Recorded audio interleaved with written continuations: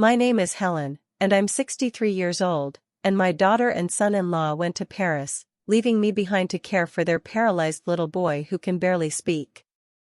But the moment they left, he stood up, looked me dead in the eye, and whispered, "They're all bad. They only want my $5 million trust fund. Please help." Before I continue, please like this video, subscribe, and tell me in the comments where you're watching from. You know what hurts the most? It's not the betrayal itself.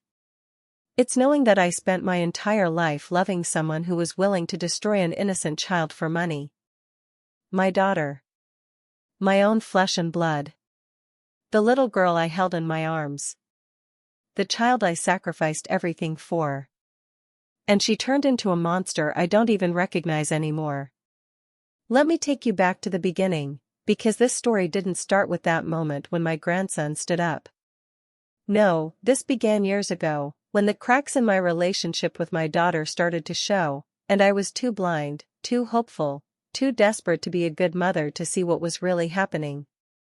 My daughter Cecilia was always complicated.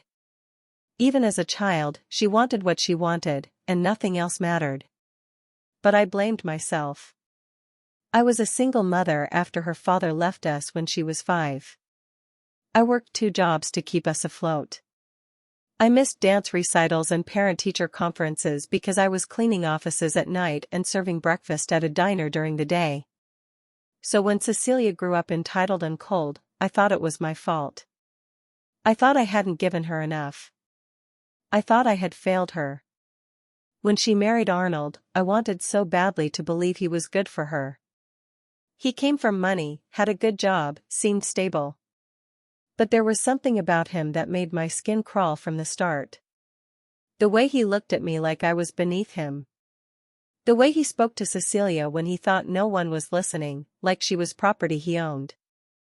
The way his eyes lit up whenever money was mentioned. But Cecilia seemed happy, or at least she said she was, so I kept my mouth shut. I didn't want to be the overbearing mother-in-law. I didn't want to push my daughter away.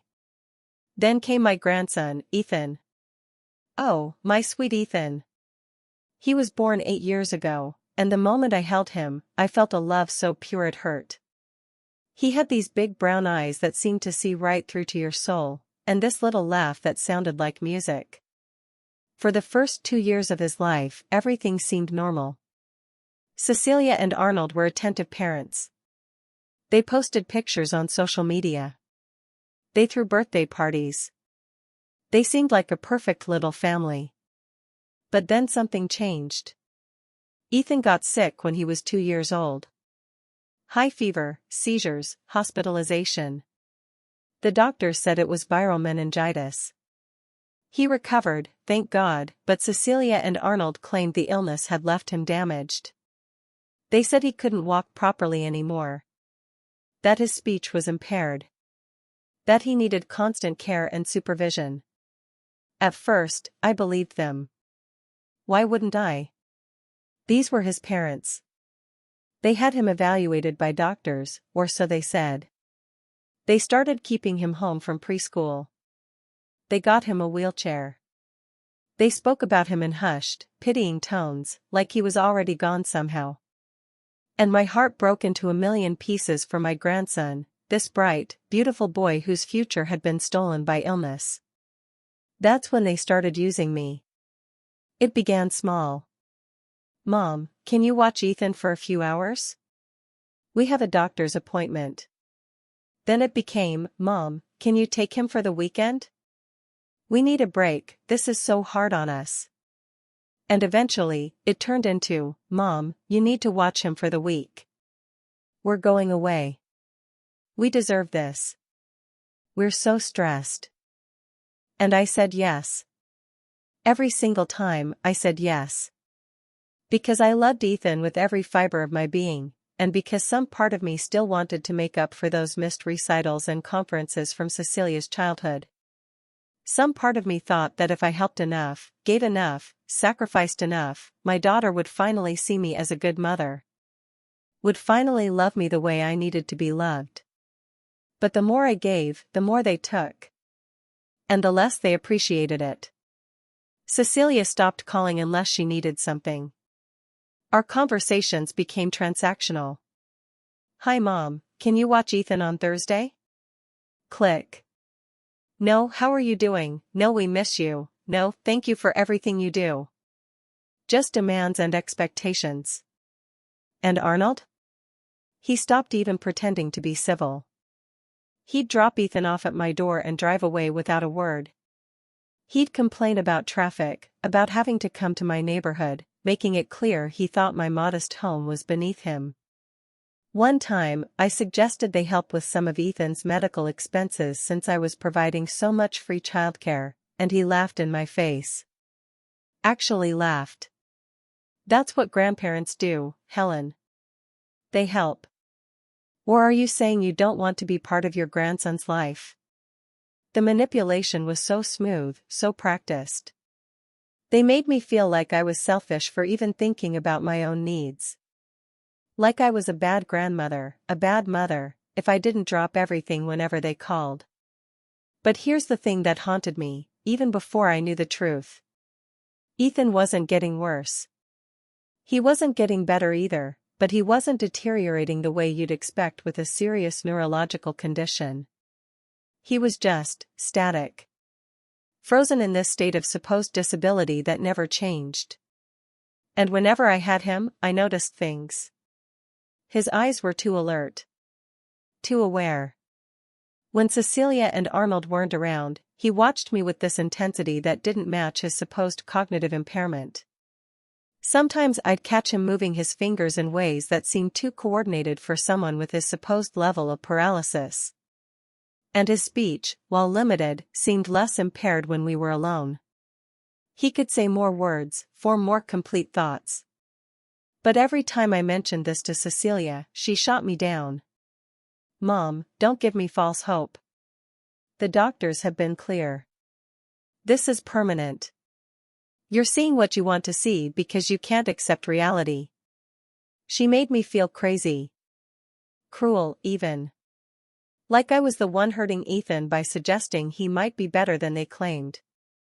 So I stopped mentioning it. I just loved him as best I could and tried not to think too hard about the things that didn't add up. The family deterioration accelerated over the past year. Cecilia became even colder, even more entitled. She started dressing in expensive clothes, carrying designer bags, driving a new luxury car. Arnold did too. They took trips constantly. Weekends in wine country. Weeks in the Caribbean. All while claiming they were so stressed and so broke from Ethan's medical needs. But they never asked me to pay for anything medical. They never showed me bills or treatment plans. And when I offered to come to doctor's appointments to learn how to better care for Ethan, Cecilia always had an excuse. "It's not necessary, Mom. We have it handled. You just need to watch him and keep him safe." Keep him safe. That phrase should have been my first clue about what was really happening. The tension in their marriage became obvious too. I'd hear them arguing when they picked Ethan up. Whispered, vicious fights that stopped the second they realized I could hear. Once, I caught part of their conversation through the door. Arnold hissing, "We just need to wait it out a little longer. Once he turns 8, we can make the move." And Cecilia responded, I know. Just keep Mom compliant. We need her. Keep Mom compliant." Like I was a tool they were using. A means to an end. I noticed financial things too. Once, when I was at their house dropping off some of Ethan's clothes I'd washed, I saw stacks of papers on Arnold's desk. Bank statements. Legal documents. I didn't snoop, I really didn't, but I couldn't help seeing Ethan's name on several of them. And numbers. Large numbers. Millions. At the time, I thought maybe it was insurance money from his illness. Or maybe Cecilia's late father had left something for Ethan in his will. Cecilia's father had been wealthy before he died when she was 20. I knew he'd set up trusts for any future grandchildren.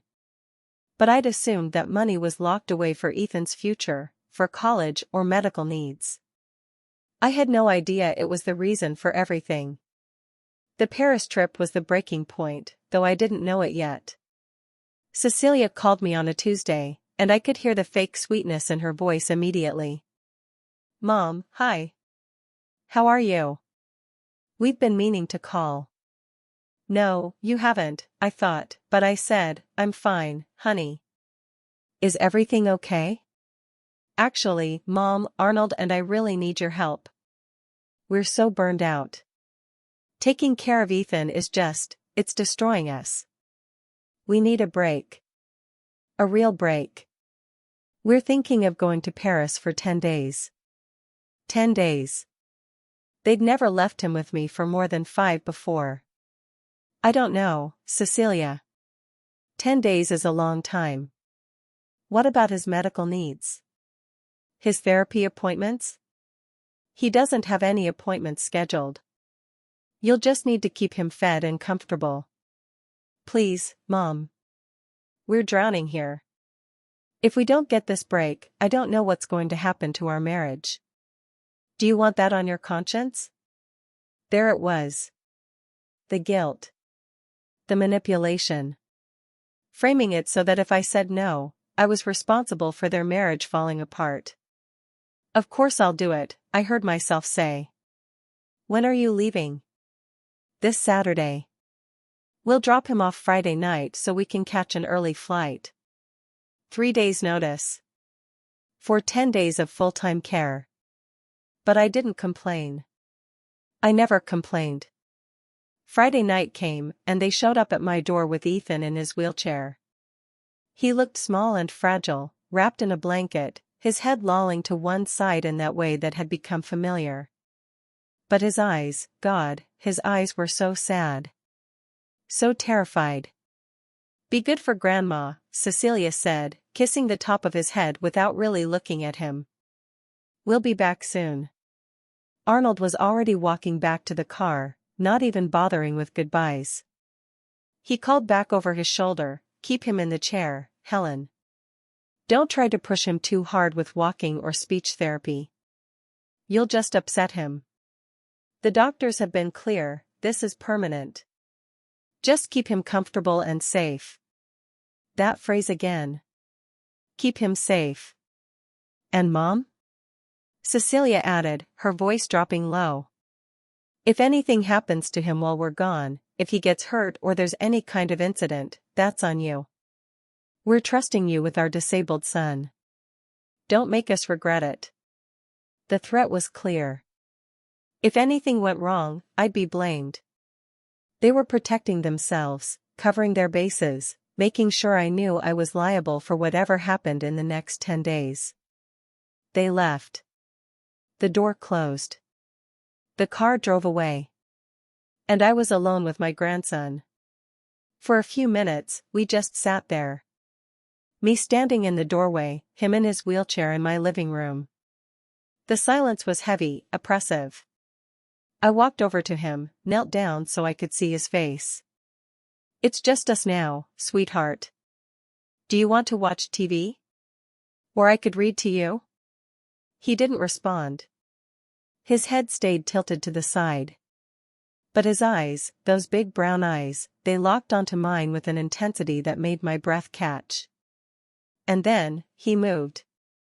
His hand lifted from the armrest of the wheelchair.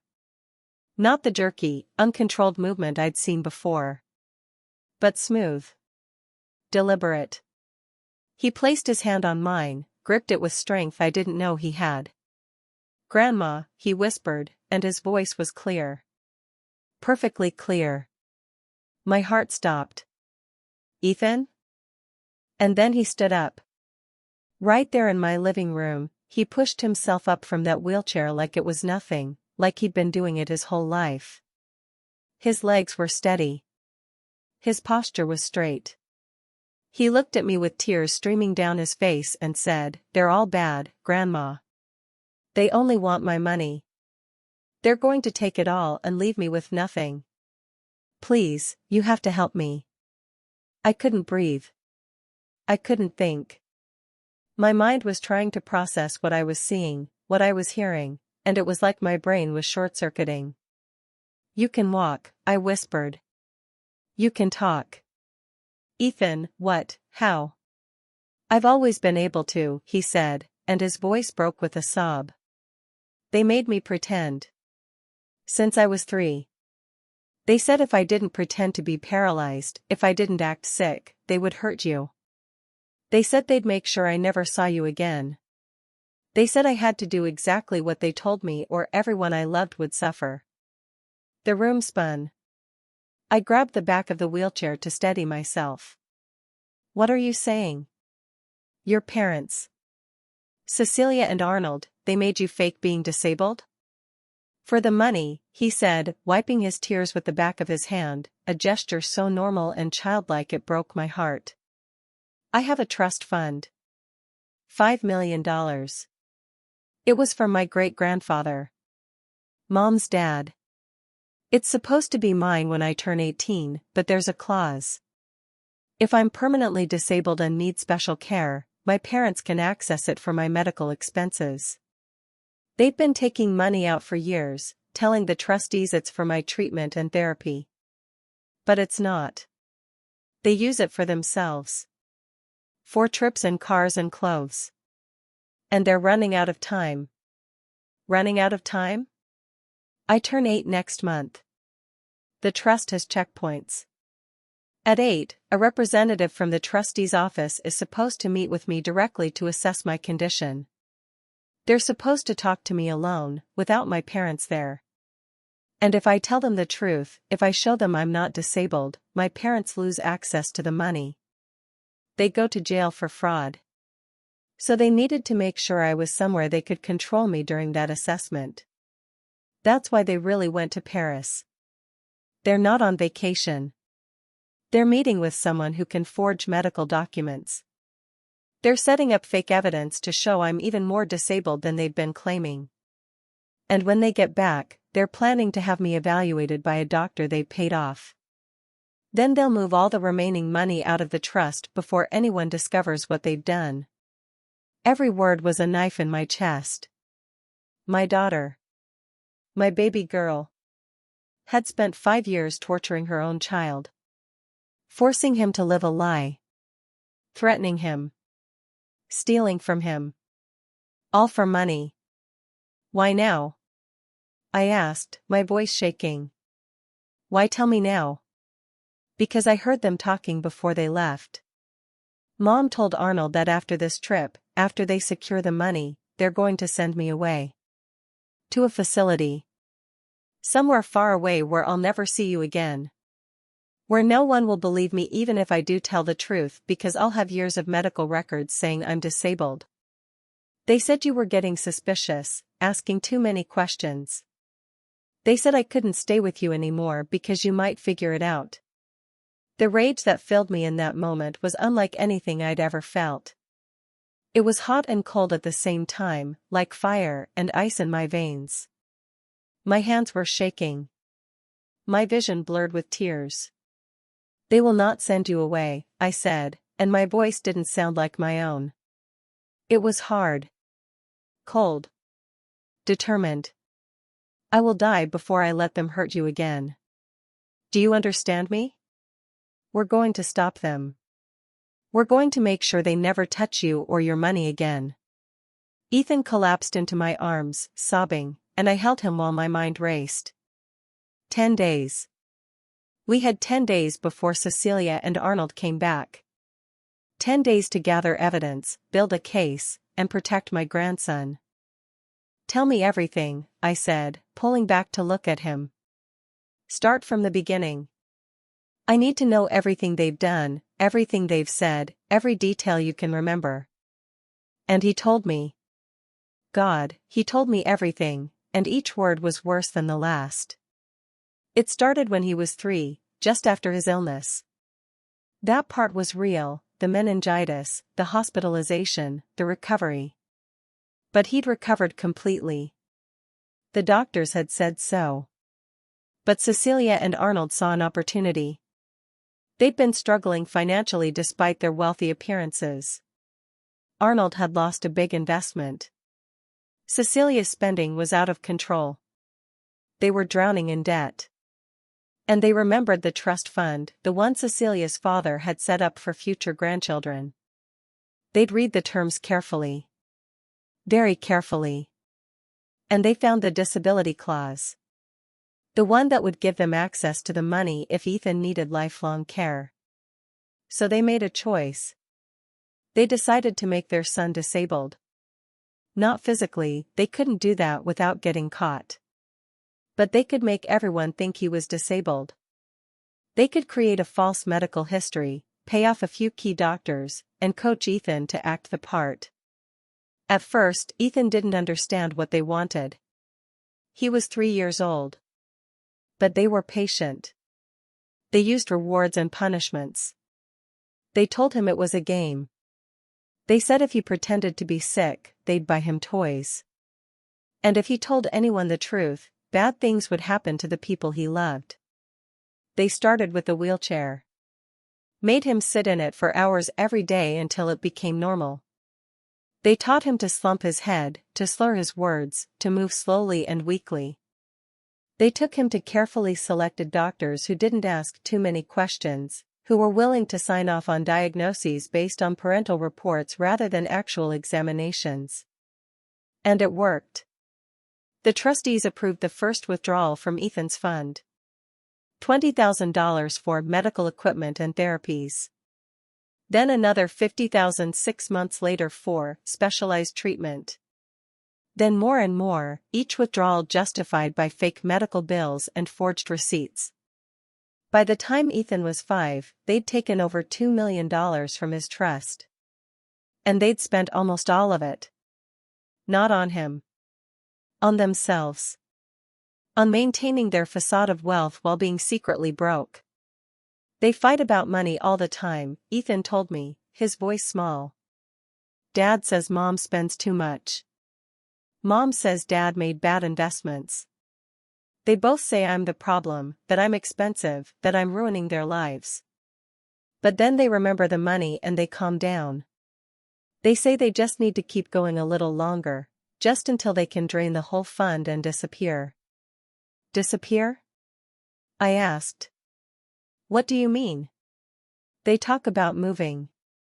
To another country, maybe. Somewhere they can't be extradited if anyone figures out what they did. They have fake passports. I saw them once, hidden in Dad's safe. Different names for all of us. This was so much bigger than I'd thought. This wasn't just fraud.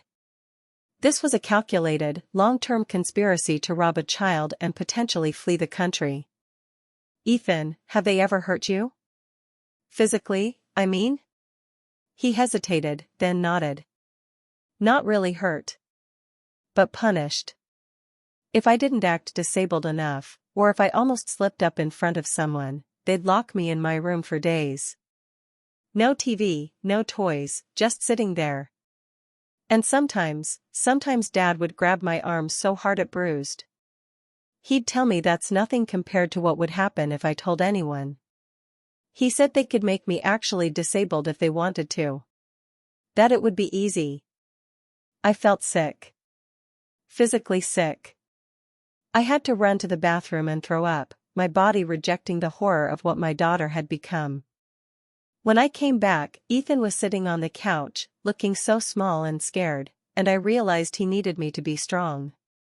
He needed me to be the adult who finally protected him. Okay, I said, sitting next to him and taking his hand. Here's what we're going to do. First, we're going to document everything. I need you to write down every detail you can remember, dates, amounts of money, names of doctors they paid off, everything. Can you do that? He nodded. Second, we're going to search this house. Your parents might have hidden evidence here, documents or files they didn't want to keep at their own place. We're going to find everything. Third, we're going to call people who can help. I know a lawyer, Mrs. Pamela down the street. Her daughter went to school with your mom. She'll know what to do. And we'll contact the trustee's office, tell them what's happening, But what if they don't believe us? Ethan asked, his voice trembling. They'll think I'm making it up. Mom and Dad have doctors who'll say I'm disabled. They have all those fake medical records. Then we'll prove it, I said firmly. You can walk, talk, and move normally. We'll record you. We'll have you evaluated by independent doctors. And if your parents are really meeting someone in Paris to forge documents, we'll find proof of that too. We'll catch them, Ethan. I promise you. We spent that entire night planning. Ethan wrote page after page of his experiences, his memories, the things he'd overheard. He had an incredible memory for detail, dates, times, specific conversations. He remembered the name of the doctor in New York that Arnold had paid $20,000 to falsify a neurological assessment. He remembered the time Cecilia practiced crying on the phone with the trustee, describing her son's deteriorating condition while laughing after she hung up. Every detail made me more furious. And more determined. The next morning, I called Mrs. Pamela. I explained everything, and to her credit, she didn't question or doubt me for a second. She came over immediately, saw Ethan walking and talking normally, and started making calls. By noon, she'd contacted a family law specialist, a fraud investigator, and a representative from the trustee's office that managed Ethan's fund. The trustee representative, a woman named Margaret, arrived at my house that afternoon. She was in her 50s, professional, stern-faced. She listened to Ethan's story without interrupting. She watched him walk across the room, heard him speak in complete, articulate sentences. She reviewed the documents Mrs. Pamela had started gathering. And then she said something that made my blood run cold. We've been suspicious for a while, Margaret admitted. The medical bills never quite added up. The equipment purchases seemed excessive. But the doctor's reports all confirmed the child's disability, so we had no grounds to investigate further. What you're telling me changes everything. If this is true, your daughter and her husband have committed massive fraud. They could face 10 to 20 years in prison. I don't care about them, I said, and I meant it. I care about my grandson. Can you protect him? Can you make sure they don't take him away or access any more of his money?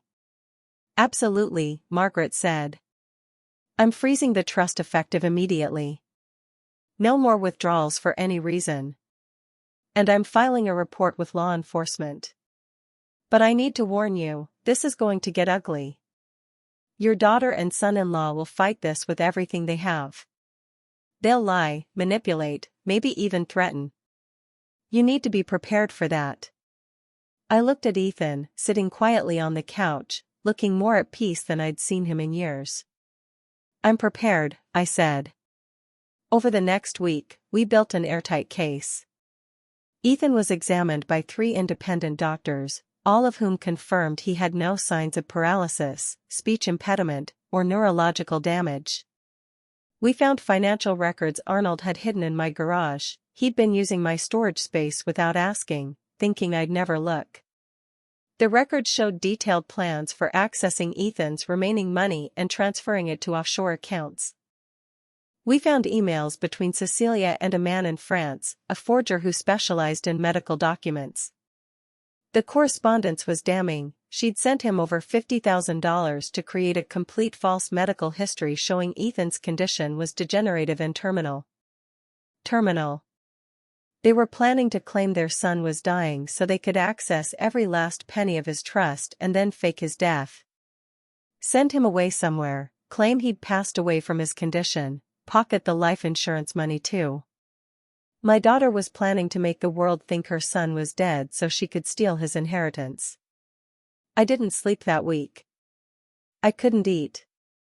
Every time I closed my eyes, I saw Cecilia as a little girl, smiling up at me, and I couldn't reconcile that memory with the monster she'd become. Where had I gone wrong? What had I missed? How had my baby turned into someone capable of this? But then I'd look at Ethan, thriving now that he could finally be himself, laughing and playing and acting like a normal 8-year-old boy, and I'd remember what was important. It wasn't about my guilt or pain. It was about protecting him. The trustee's office worked with law enforcement to set up surveillance. They tracked Cecilia and Arnold's movements in Paris. They confirmed the meetings with the forger. They gathered evidence of the bank transfers. And they waited. On the 10th day, Cecilia and Arnold came home. I watched from my window as their car pulled into my driveway. They looked relaxed, tanned, happy. Cecilia was laughing at something on her phone. Arnold stretched like he didn't have a care in the world. They had no idea what was waiting for them. I opened the door before they could knock. "You're back," I said, my voice flat. "Hi, Mom." Cecilia breezy kissed my cheek.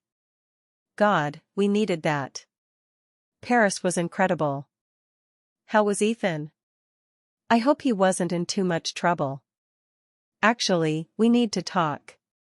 Come inside. They exchanged a glance but followed me in. The living room was empty except for Mrs. Pamela and Margaret from the trustee's office, both standing near the fireplace. "What's going on?" Arnold asked, his voice immediately suspicious. "Who are these people? Where's Ethan?" Cecilia demanded. "Mom, what the hell is this?" "I'm right here, Mom." They turned, and there he was.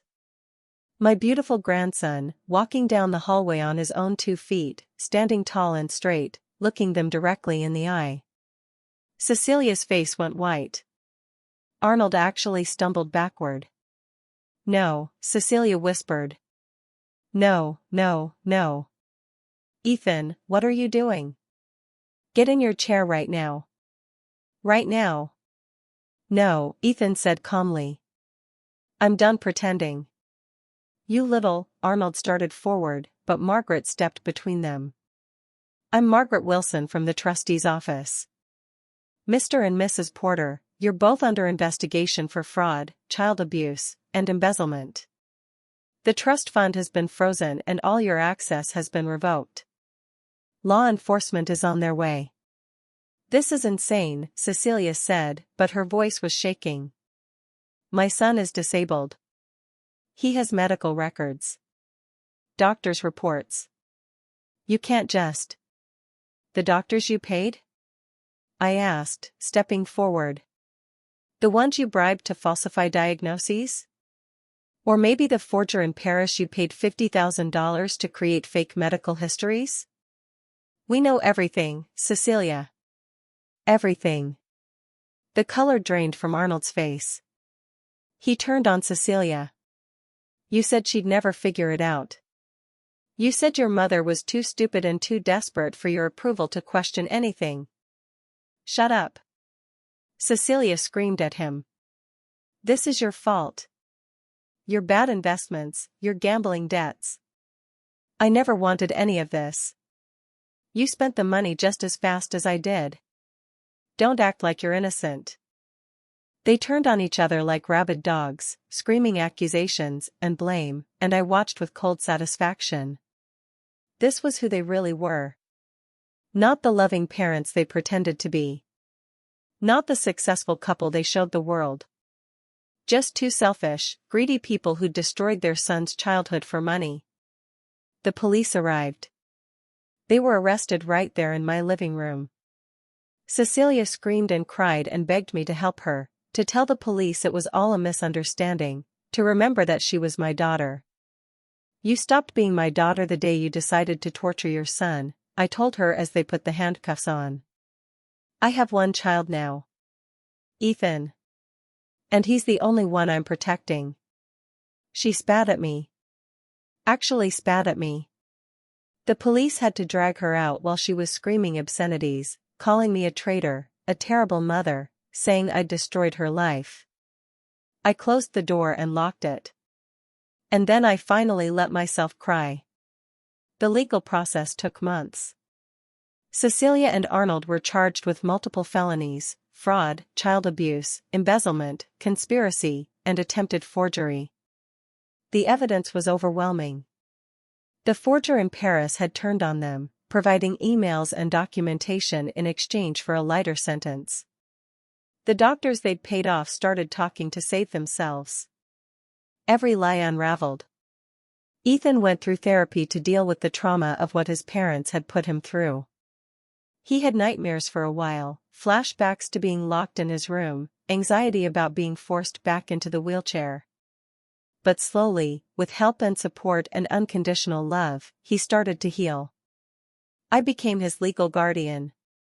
The court didn't even hesitate once they heard the full story. The trust fund was placed under my management until Ethan turns 18, with strict oversight to ensure every penny is used for his benefit. Cecilia and Arnold went to trial. They tried to claim they'd been trying to help Ethan, that they'd been told by doctors he needed to rest and avoid exertion. But the forger testified. The financial records spoke for themselves. The jury deliberated for less than 3 hours. Cecilia got 15 years. Arnold got 18.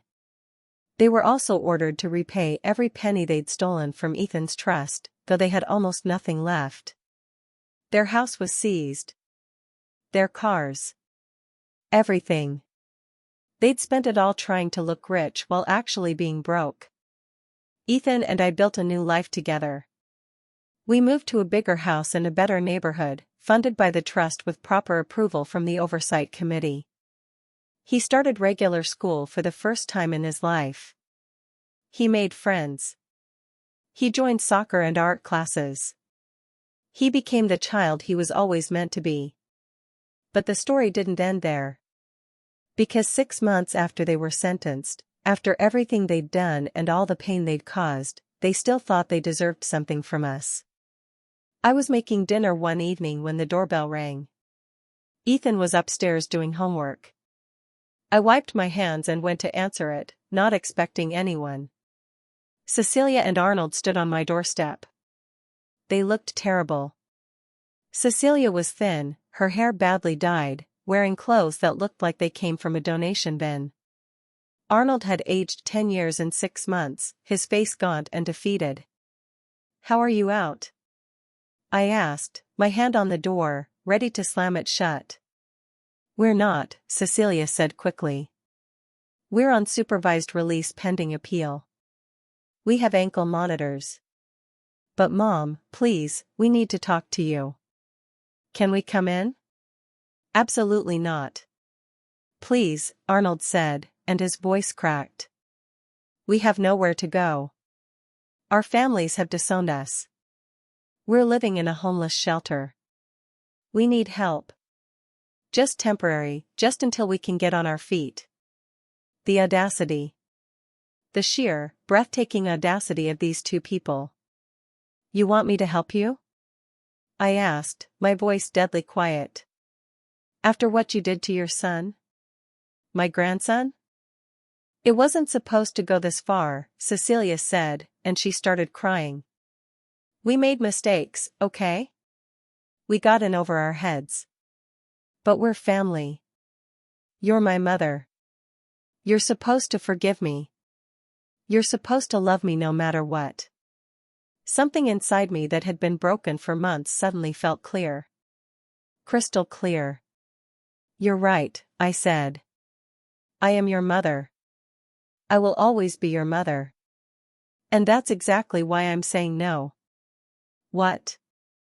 Cecilia looked confused. "A good mother protects her children. She teaches them right from wrong. She holds them accountable when they hurt others. You didn't just make mistakes, Cecilia. You deliberately, consciously, systematically abused and defrauded your own child for 5 years.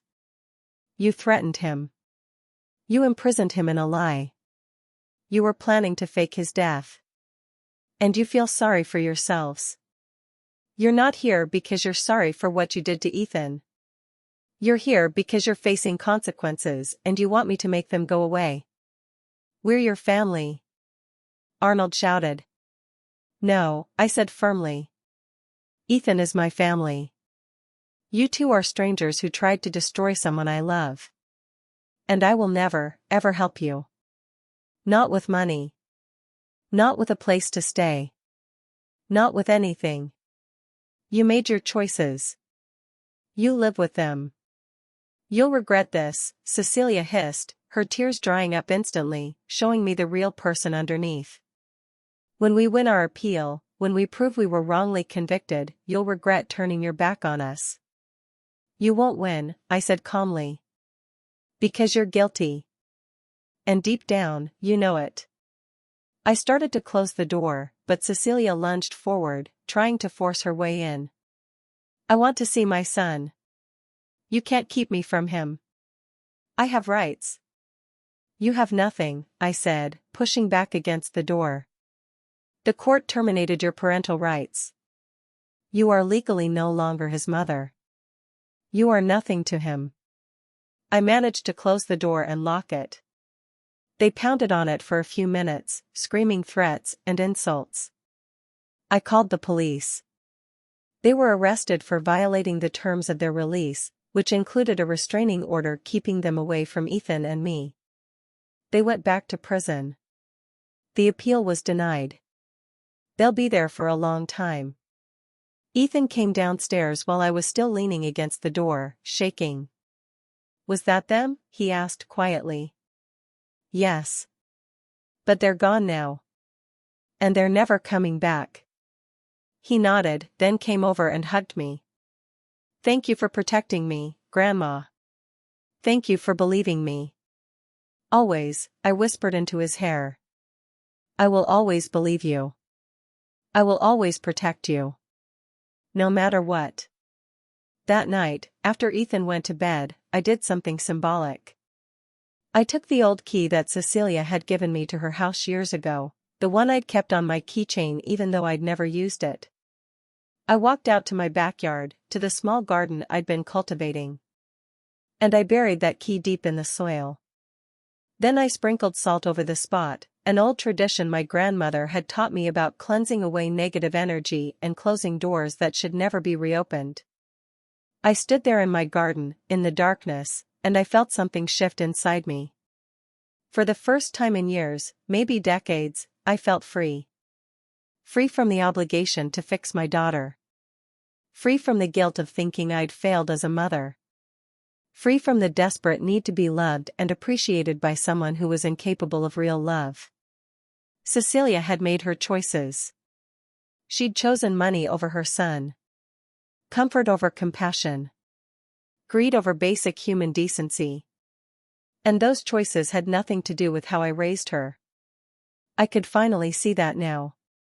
Some people, no matter how much love you give them, will always choose themselves. Will always find a way to justify hurting others. Will always believe they're the victim, even when they're the villain. And I was done carrying that weight. I walked back inside, locked the door behind me, and checked on Ethan one more time. He was sleeping peacefully, sprawled across his bed with his soccer ball clutched to his chest, looking like the child he finally got to be. No wheelchair in the corner. No fear in his dreams. Just a boy, sleeping safely in his home. That's when I knew we'd won. Not just legally or financially, but spiritually. We'd taken back what Cecilia and Arnold had tried to steal, Ethan's childhood, his future, his identity. We'd stopped them before they could complete their terrible plan. And we'd done it together. The months that followed brought more healing. Ethan's nightmares became less frequent. He started talking more openly about what his parents had done to him, processing it with his therapist, learning that none of it was his fault. That took time. For a while, he blamed himself. He thought if he'd been braver, stronger, smarter, he could have stopped them sooner. I should have told someone, he said one day, crying in my arms. I should have told you years ago. I should have told a teacher or a doctor or someone. You were 3 years old when it started, I reminded him gently. They were your parents. They were supposed to protect you, and instead they manipulated you and threatened you. You survived, Ethan. You were so brave for so long, and when you finally had the chance to tell the truth, you did. You saved yourself. You saved your future. Never forget that. He started to believe it, slowly. His confidence grew. His smile came back, genuine and unforced. He made friends at school, real friends who liked him for who he actually was. He discovered he was brilliant at math and terrible at spelling and loved painting. All these parts of himself that had been suppressed for years finally got to emerge. I discovered things about myself too. I'd spent so much of my life defining myself by my relationship to others. Someone's mother. Someone's grandmother. Someone's caretaker. But now, raising Ethan, I realized I could be more than that. I could be my own person with my own interests and boundaries. I started saying no to things I didn't want to do. I joined a book club. I took a pottery class. I made friends, real friends, not just people I knew through Cecilia. And I learned that it was okay to be happy, even though my daughter was in prison. That I could love the child she'd been while accepting that the adult she'd become was a stranger to me. People in my life didn't always understand. Some of Cecilia's old friends would see me around town and ask me how I could abandon my daughter in her time of need. How I could be so cold as to refuse to help her. I learned to respond simply, I'm protecting my grandson. That's what family does. Most of them would look uncomfortable and change the subject. A few would argue, insist that Cecilia deserved compassion, that everyone makes mistakes, that I was being too harsh. To them, I would say, she tortured a child for 5 years. She stole millions of dollars from him. She was planning to fake his death. If you think that deserves my compassion more than he deserves my protection, then we have nothing more to discuss. That usually ended the conversation. The truth is, I did grieve. I grieved the daughter I thought I had.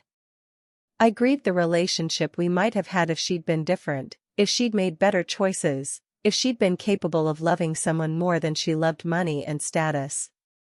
But grief doesn't mean obligation. I could mourn what I'd lost while still protecting what I had. Ethan's trust fund remained secure. The oversight committee reviewed every expense, every decision. When Ethan wanted to go to summer camp, we submitted a request showing how it would benefit his development and recovery. Approved. When he needed orthodontic work, we documented the medical necessity. Approved. When he asked if we could donate some money to a charity that helped abused children, we submitted a proposal. Approved. The money was being used exactly as it should be, to give Ethan the best possible life and future. Cecilia and Arnold tried to cause problems from prison. They filed motions claiming I was poisoning Ethan against them, that I was stealing his money, that they were innocent and being persecuted. Every motion was dismissed. Their lawyers eventually stopped taking their calls because they couldn't pay the legal fees. They sent letters to Ethan. Dozens of letters, filled with manipulation and false love. We miss you so much, sweetheart. Grandma is lying about us. We never meant to hurt you. We were trying to protect you. Please write back. Please tell the judge you want to see us. Ethan's therapist advised that he should decide whether to read them. He was 9 now, old enough to make that choice. He read one. Just one. And then he looked at me with old, tired eyes and said, "They still think I'm stupid. They still think they can trick me." He never read another one. We saved them all, though, in case they became relevant for future legal proceedings. On Ethan's 9th birthday, we threw a huge party. Real friends from school, neighbors, kids from his soccer team. A bouncy house in the backyard. Pizza and cake and presents. Normal, happy, chaotic childhood things. At one point, I watched him laughing with his friends, covered in frosting, completely unconscious and free, and I started crying. Happy tears this time. Because this loud, messy, beautiful celebration, was what Cecilia and Arnold had tried to steal from him. These friendships, these memories, this normalcy. But they'd failed. We'd stopped them. And Ethan got to have this after all. That night, after everyone had gone home and Ethan was in bed, he called me to his room. "Grandma? Can I ask you something?"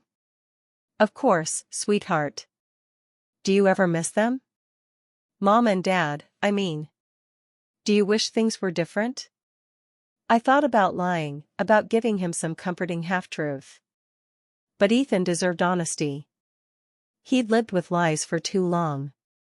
"I miss who I thought your mother was," I said carefully. "I miss the daughter I believed I had. But the real Cecilia, the one who hurt you. No. I don't miss her. And I don't wish things were different, because different might mean you were still trapped in that lie. Different might mean I never found out the truth. This, right now, you and me in this house, you safe and healing and happy, this is exactly where I want to be." He nodded, processing. "I don't miss them either." "Is that bad? Should I feel guilty about that?" "No," I said firmly.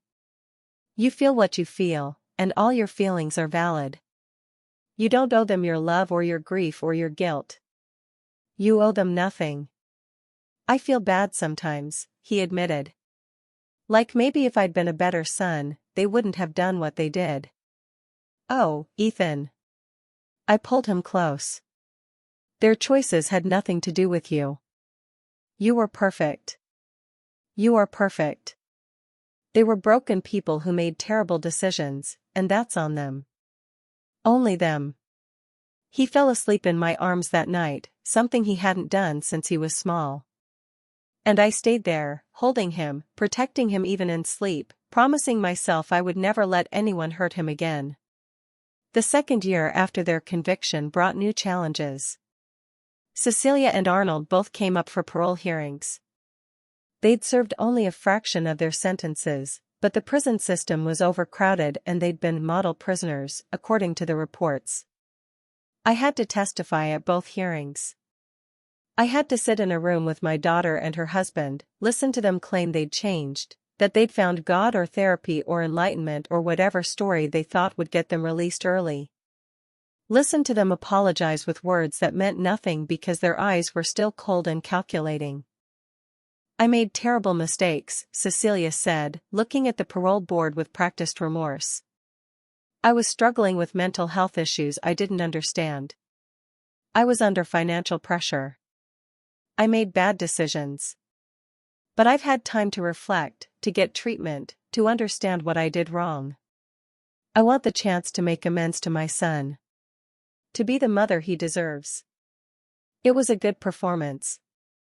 She'd always been a good liar. Then it was my turn to speak. "My grandson spent 5 years of his childhood imprisoned in a lie," I said, looking each board member in the eye. 5 years unable to walk freely, speak freely, be himself. He was 3 years old when it started. 3.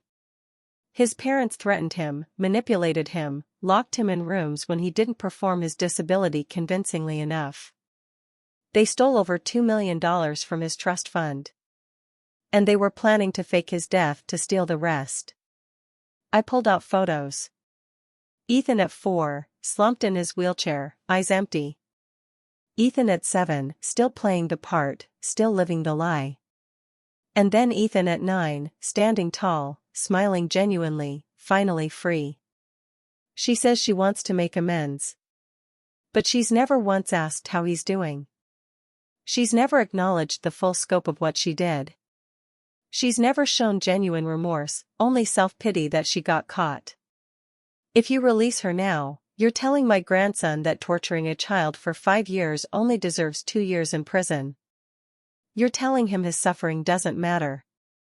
You're telling every abuser out there that if they're patient enough, charming enough, they can get away with it. I sat down. The room was silent. Both parole requests were denied. Cecilia screamed at me on the way out of the hearing. Called me a vindictive bitch. Said I was keeping her from her son because I wanted to steal his money for myself. Said she'd make me pay someday. I looked at her, really looked at her, and I felt nothing. No anger. No pain. Just emptiness where my love for her used to be. You already paid, I said quietly. You paid with everything that mattered. And you still don't understand what you lost. That was the last time I saw her in person. The years passed. Ethan grew. He thrived in school, made the honor roll, and joined the debate team. He talked sometimes about what he wanted to be when he grew up, maybe a lawyer who helps kids, maybe a therapist, maybe a teacher. Always something where he could help others who'd been hurt like he was. I want to use what happened to me for something good, he told me when he was 12. I don't want it to just be this terrible thing that happened. I want it to mean something. He started speaking at child advocacy events, telling his story to law enforcement and social workers, helping them understand how abuse can hide in plain sight. He was careful about it, his therapist monitored to make sure it wasn't re-traumatizing, but it seemed to help him, giving his pain a purpose. I was so proud of him I could barely breathe sometimes. When Ethan turned 13, we sat down together and reviewed his trust fund. The oversight committee was still in place, but Ethan was old enough now to understand the finances, to see how the money had been managed, to have input in decisions. It's all still there, I told him, showing him the statements. Everything your great-grandfather wanted you to have.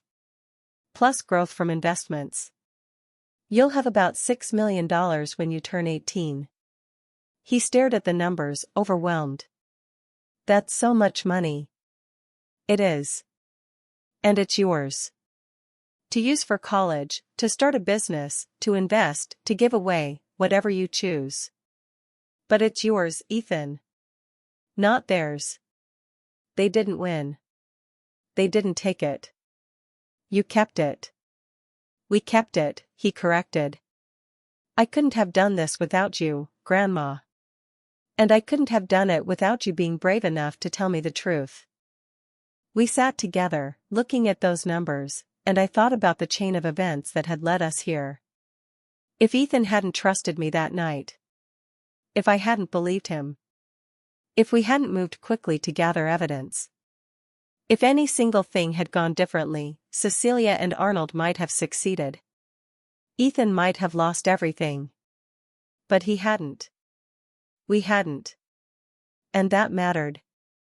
Cecilia and Arnold were released eventually, after serving 8 years of their sentences.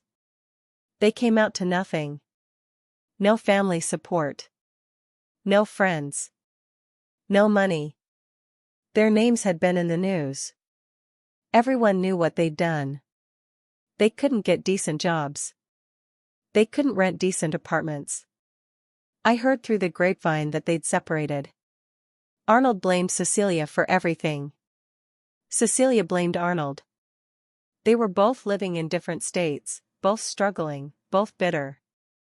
They tried one more time to contact Ethan. He was 16 by then, nearly an adult himself.